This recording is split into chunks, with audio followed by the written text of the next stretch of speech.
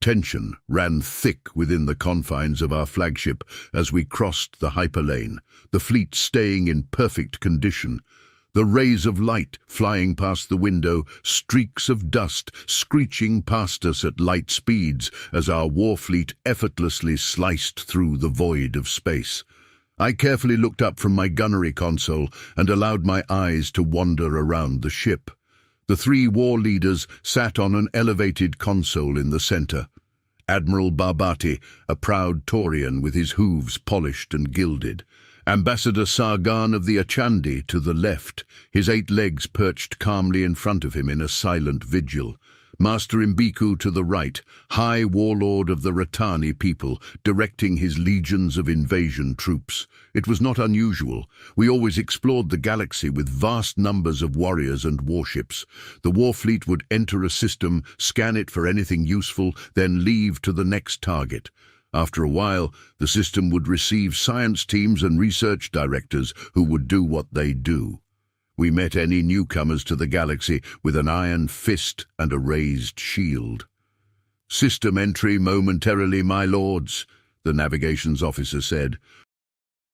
"Excellent. Prepare hailing frequencies and ready munitions. We won't have another incident like Tailfure 3 again," Admiral Barbati commanded, a smug grin crossing his face. "Yes, my lord," the communications officer and myself said at the same time as we got to work. I rechecked all my calculations, calling my gunnery teams to attention. The streaking lights outside the window began to slow themselves down to a crawl. Then suddenly we materialized on the other side. Collision alarms began to blare out in every ship as navigation officers and commanders frantically scrambled to stop their ships. "What in the mother's tits?" Barbaris said as he saw the state of the star system. The view of the system star was blotted out by the silhouettes of an unimaginably huge number of starships, everything from single-person fighter craft to massive super-dreadnoughts and planet-killing titans. Millions of ships of every possible size, shape, and conceivable design floating within the empty maw of space.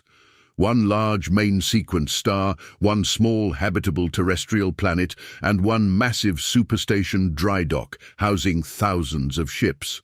"Battle stations," Barbaris commanded. We readied our system, directing turrets forward to the massive armada of warships and starships now arrayed in front of us. If we would fight, then we go with honor. We were vastly outclassed, vastly outnumbered, but we would fight to the last, with honor. Within seconds, every ship's shields and cannons were maxed out, ready to fight. Something wasn't right. We sat at the ready, waiting for our fleet to be vaporized by a hail of unimaginable cannon fire. I sat at my console with my finger on the button, ready to fire the first volley. Something was off. "We are the Imperium. It matters not what kinds of firepower you have, you will submit to the ethereal rule of the Grand Emperor. We are the sons of Shivari, and we are immortal. Stand and fight!" Barbaris barked through the open communication channels, rousing us to full combat mode. Our shields were the best in the galaxy, the finest laser weapons of any empire, and the strongest armor plating of any race. We wouldn't go down without a fight. Something still wasn't right. We sat for a full minute, receiving nothing but silence. Deathly, empty silence. I took the initiative, my job, basically. "Scanning Titan-class warship direct front for weaknesses," I idly said to my gunnery crew. A few tense moments followed. "Derelict," I said. The readout said that the Titan was completely abandoned. Most of its components were missing. Even a basic scan said its superstructure was heavily compromised. It produced no energy signatures. Even the telltale background radiation caused by a reactor simply existing wasn't there. Scanning Titan-class to portside 20, I said again. The turrets on the ship immediately redirected towards the warship to the left in a concerted, well-practiced dance of steel. Derelict, functional, but abandoned. No life signs, no power signatures, I said again. The readouts made no sense. This makes no sense. The Titan was in pristine, battle-ready condition, but there was nobody in it. Perform broad-spectrum scan of local area. I was going to say we caught them off guard, but they should have responded by now, Barbaris ordered. Yes, my lord, I said, and immediately got to work. I did as ordered and started getting readouts back. A few minutes later, I began listing out targets. Dreadnought class, derelict, no weapons, super dreadnought, derelict, no power signatures, battleship class, empty shell with no interior, possible cargo ship, empty, no reactor, no point defense, broad scan of 70 craft, fighter class, derelict, no power source, not even fabric in the seats. I finished listing some of the more notable targets and looked at my commander with a raised brow. What is this star system? Perform a deep scan of the local terrestrial planet. What's going on here? Barbaris commanded as he stood up from his seat. Scanning. Deep scans produced no response from the local area. No machines, no drones, no robotic signatures. Nothing. Hold, she replied in turn. A few tense moments passed. At this point I called all turrets to stand down and perform precision scans and start taking photographs of the area using their gun cameras. I relayed the same orders, but made the fleet maintain their formation. I'm getting millions of individual computer signals, small localized transmissions, all broadcasting the same message, running it through translation software. Hold, she said. We all looked at her, waiting impatiently. She listened for a few more tense moments. Message reads, "For the lost, for the fallen, rest in peace." I used my command console to reload one of the cannons, a ballistic shell filled with a visual scanner probe. A quick thump released it, and it flew through the massive number of empty ships, hurtling towards the planet. Barbaris gave me a quizzical look, but didn't stop me. 3, 2, 1, impact. Receiving visuals. Now, I said, and brought up the image on my console. The entire planet was arranged into a strange, square grid pattern that was formed out of carved stone marble walls, several units high. Inside each square plot, arrayed in perfect rows, were various small, smooth stones with writing carved into them, planted into the ground. A scan indicated underneath each stone was the decomposing body of a biological life form. A quick translation revealed that some of the stones had the name, origin, and species of the creature buried beneath it engraved on the stone. Most of the stones had no writing, or simply had the phrase, "Rest in peace," written on it. Each of the square plots were varied in size to one degree or another, and each one had a different style or composition. Some were just acres and acres of straight, plain stones jutting out from the ground, while others had intricate carvings of statues and buildings covering them. Most of the planet was little more than light rolling hills and empty grasslands. Any occupied area was art of these strange burial grounds.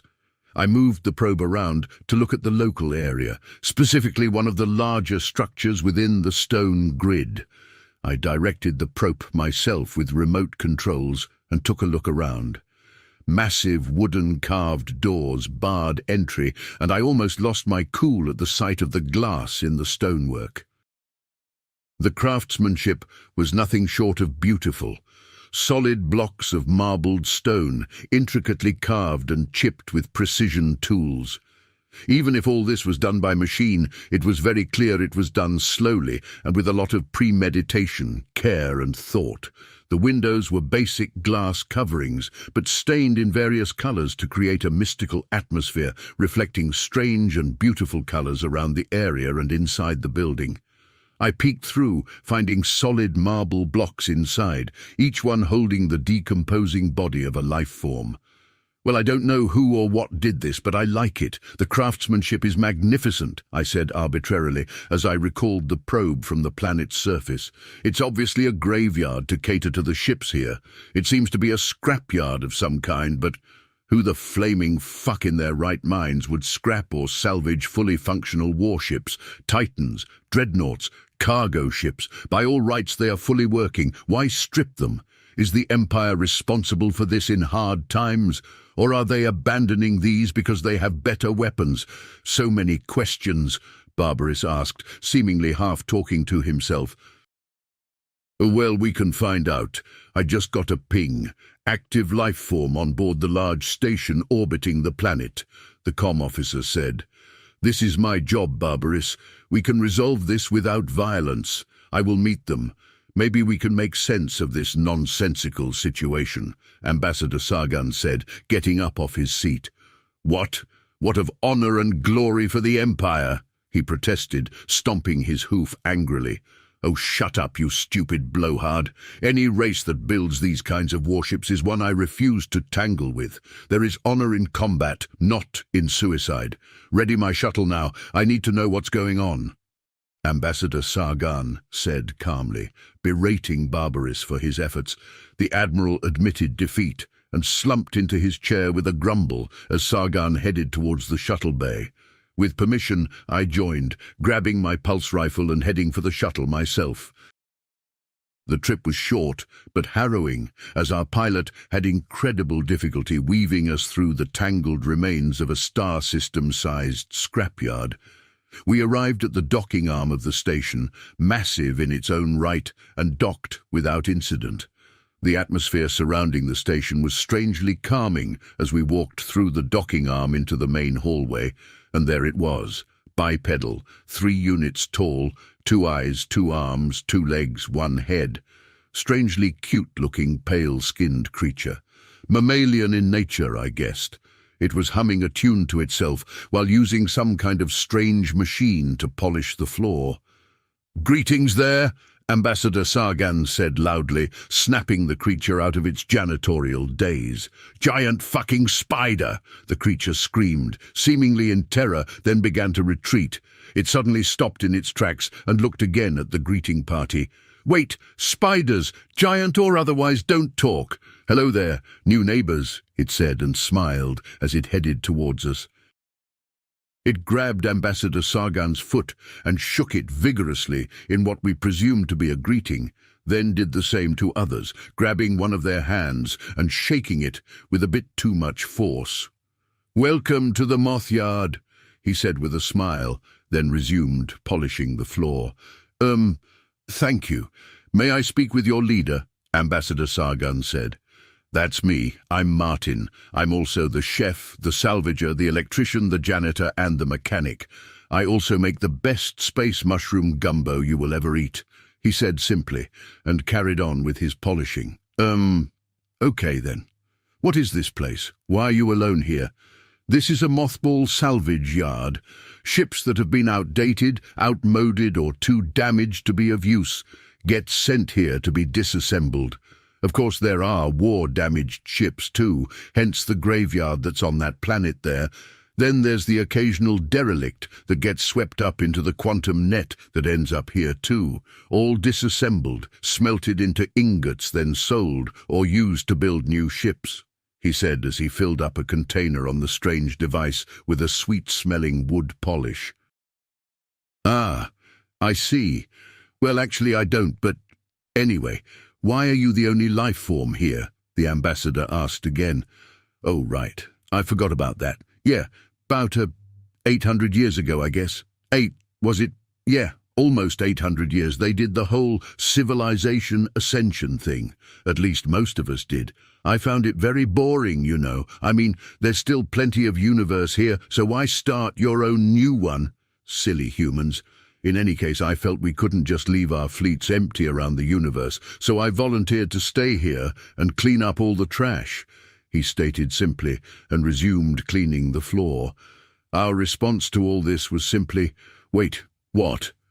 We stood silent with our jaws on the floor, just staring blankly at this creature that was just casually polishing the floor. It was 20 minutes before I suddenly decided to talk. I don't know my motivation, but it happened. "So, your species ascended to the ether and transcended existence to create their own universe. Why did they leave you behind?" I asked, breaking the awkward silence. "They didn't leave me behind. I can go any time. I just felt there was more to learn. Then I found this place and decided to set up shop here. Been here around 700 years. Been stripping ships here since. It's fun. Peaceful. Meh." He shrugged his shoulders and carried on. "I see. Can I ask something?" I said. He stopped his work and approached me. He got uncomfortably close and stared directly into my soul. "You want one of those Titan-class ships, don't you?"